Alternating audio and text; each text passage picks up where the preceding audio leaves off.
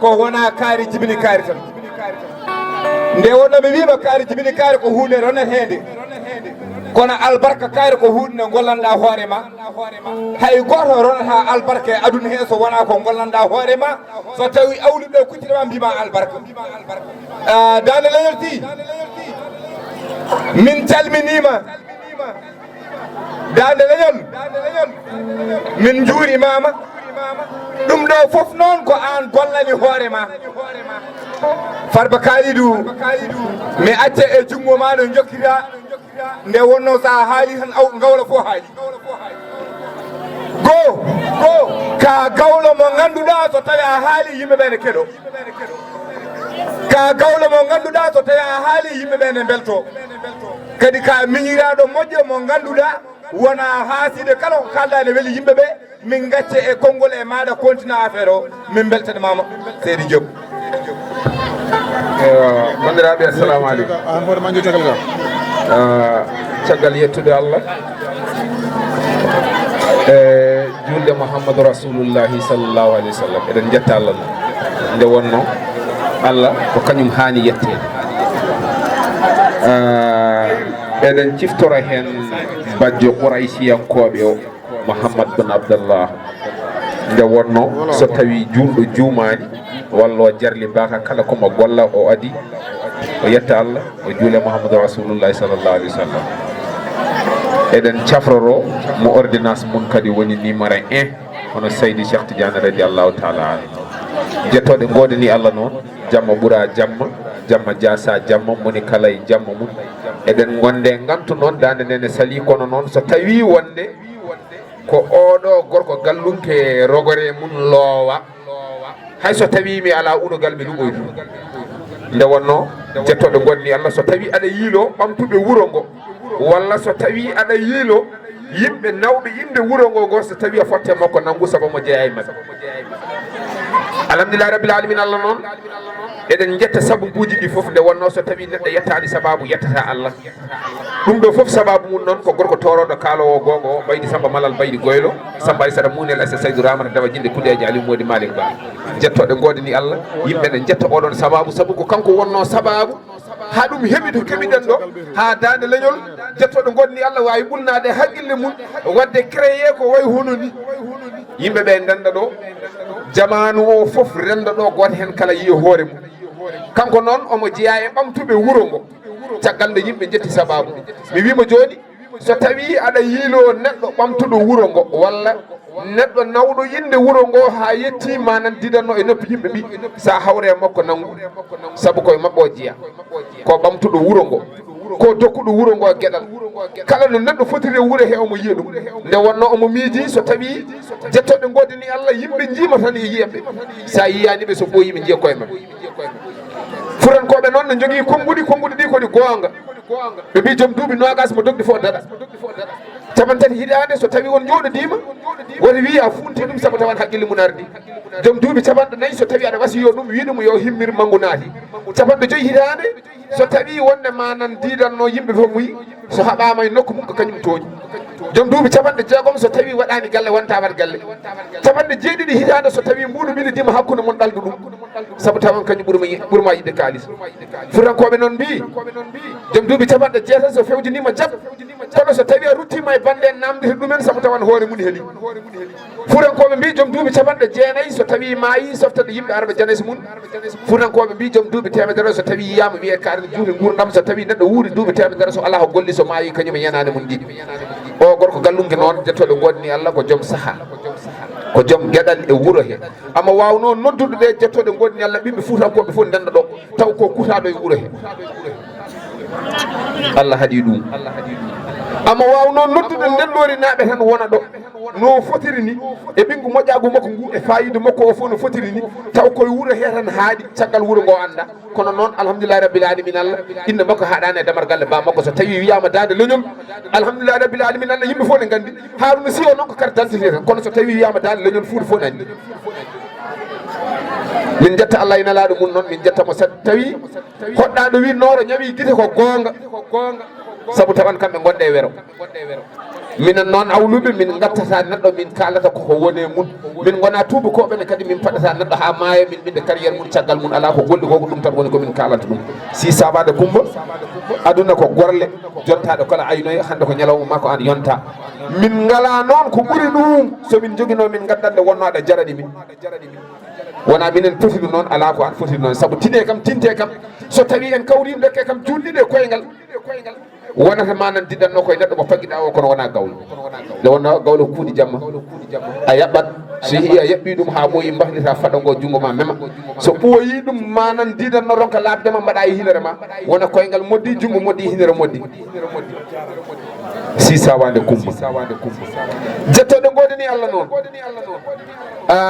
paaɗen koye debbo toroɗo daɓɗo Ayiba o daɓɓo mo raɓɓiɗani haqqille daɓɓo mo jol diwata Billal Birama kanɗo mo wona kantorɗo joɗon fooɗi tuba bakkaɓe fooɗi duwaba so ari debbo nafani so ari gorko wona jogo paɗe guiƴu men so tawi debbo fayidama e sarif namdata hay so tawi ko dimu Mabal Jong bisimilla ma eyyi ko jinnaɗo men o yettinta jinnaɗo men o jettoɗo godani Allah ko jinnaɗo men rewata inde o wi kanko Mabal Jong o rewata e inde makko kala sehilma nde wonno kala sehilma mo pagguiɗa nene ma ko nene mum kono nene mun kadi ko nene ma so tawi Daande ummimo windudemo lettere o wi jettoɗo godini Allah so tawi wonde manan diɗanno haqqille Dawda yene makko wonde yo winde manan Daande yene makko wonde yo winde lettere